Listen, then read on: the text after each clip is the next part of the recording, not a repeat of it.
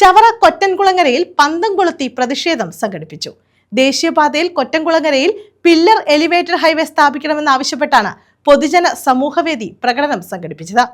ചവറ കൊറ്റൻകുളങ്ങരയിൽ മണ്ണ് നിറച്ച റീറ്റെയിനിംഗ് ഭിത്തികളുള്ള ഉയരപ്പാതയുടെ നിർമ്മാണം ഉപേക്ഷിക്കണമെന്നും കൊറ്റൻകുളങ്ങരയിൽ പില്ലർ എലിവേറ്റഡ് ഹൈവേ നിർമ്മിക്കണമെന്നും ആവശ്യപ്പെട്ടാണ് പന്തം കൊളുത്തി പ്രതിഷേധ പ്രകടനം സംഘടിപ്പിച്ചത്.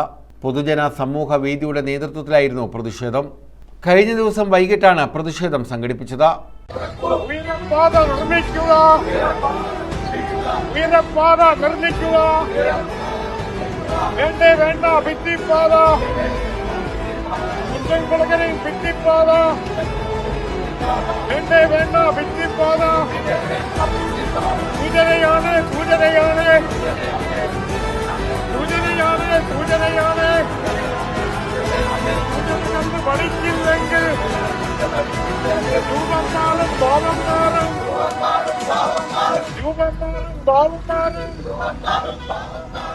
പൊതുജന സമൂഹവേദി president Raju Michael, secretary S Rajasekharan Pillai തുടങ്ങിയവർ നേതൃത്വം നൽകി.